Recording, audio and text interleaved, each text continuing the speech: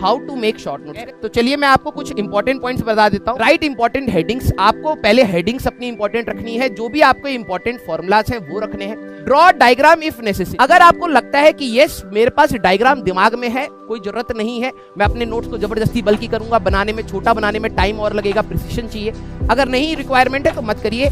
If necessary है, आपको लगता है कि यार डायग्राम से मैं बहुत सारी चीजें लेबलिंग करके जल्दी सीख लूंगा, तो वो करना। ग्राफ्स जरूर बनाने हैं, क्योंकि जेई में ग्राफ्स के ऊपर हर साल 2 या 3 क्वेश्चन आते हैं। ग्राफ्स आपके लिए बहुत इंपॉर्टेंट है। राइट इंपॉर्टेंट पॉइंट्स, कई बार क्या होता है कि कुछ इंपॉर्टेंट पॉइंट्स होते हैं जो हमें लिख लेने चाहिए। अब आपने कई बार सुना होगा कि दूसरे के शॉर्ट नोट्स या दूसरे के नोट्स आपके किसी काम के नहीं है। रीजन भी, जब बच्चा क्लास कर रहा होता है तो आपको 10 इंपॉर्टेंट पॉइंट लग सकते हैं, किसी को सिर्फ 2 लग सकते हैं, किसी को लगता है कि यार ये तो बकवासी है, तो मेरे को पता है। फॉर एग्जाम्पल, अगर आपने उस बच्चे के ले लिया जिसने कहा कि यार मेरे को तो ये सब पता है, मैं तो नोट्स में बस वही लिखूंगा जो मेन चीजें, आपके उसके नोट्स आपके किसी काम के नहीं। ठीक है, सबका कैलिबर अलग है, सबका पोटेंशियल अलग है, राइट। तो आपको ये चीज अपने लिए करनी पड़ेगी। नो नीड टू डेकोरेट, ये खासकर कुछ अच्छे बच्चों के लिए और लड़कियों के लिए, कि भाई फूल पत्ती बना के नोट्स नहीं बनाने हैं, उसमें रंग नहीं भरना है। अब आप 12वीं क्लास के बच्चे हैं। Don't elaborate things. Elaborate things कहने का मतलब, कुछ बच्चे जो नोट्स हैं, जैसे होता है ना भाई फर्रे बनाने की आदत है स्कूल में, तो पूरे नोट्स को बस छोटा 0 साइज का जीरोक्स करने की जरूरत नहीं है। जो मेन चीजें है ना,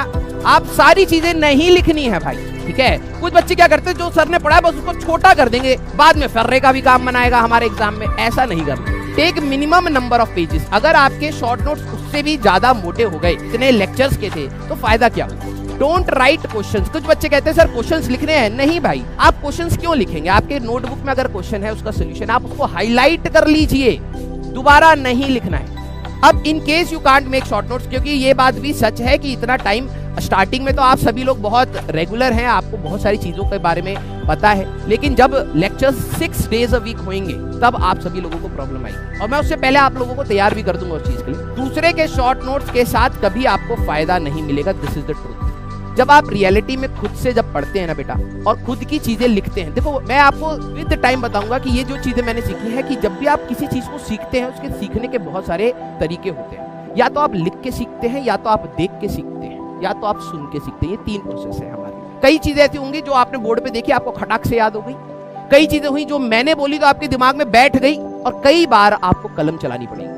आपको फायदा तब मिलेगा जब वो आपके हाथ के होंगे। लिटरली बता रहा हूं, एक बार शॉर्ट नोट बनाने में आपको दिक्कत होगी, लेकिन जब आप उससे रिवाइज करेंगे तो 19 लेक्चर्स का 1-1 घंटे में रिवीजन होगा पूरे चैप्टर का। अपने पेजेस के ऊपर, अब कई बच्चे होते हैं कि सर हमें अलग से करने में बड़ी मौत आती है, तो इसका एक सोल्यूशन है, ये मैंने शिवेंदु सर से सीखा था। ध्यान से सुनना बेटा ये चीज, ठीक है। अगर आप कभी भी लिख रहे हैं, आपकी नोटबुक में ना एक ऊपर एक हमेशा एक लाइन खींच लो, या एक ऊपर एक स्पेस छोड़। आप जो भी क्लास की चीजें हैं वो यहाँ पर लिखो, और क्लास खत्म होने के बाद वो भी जैसे क्वेश्चन था, कोई एक इंपॉर्टेंट क्वेश्चन आपको लगा यार ये क्वेश्चन मेरे को सही में ध्यान रखना चाहिए, तो आप क्या करें, उस क्वेश्चन को हाईलाइट कर लीजिए।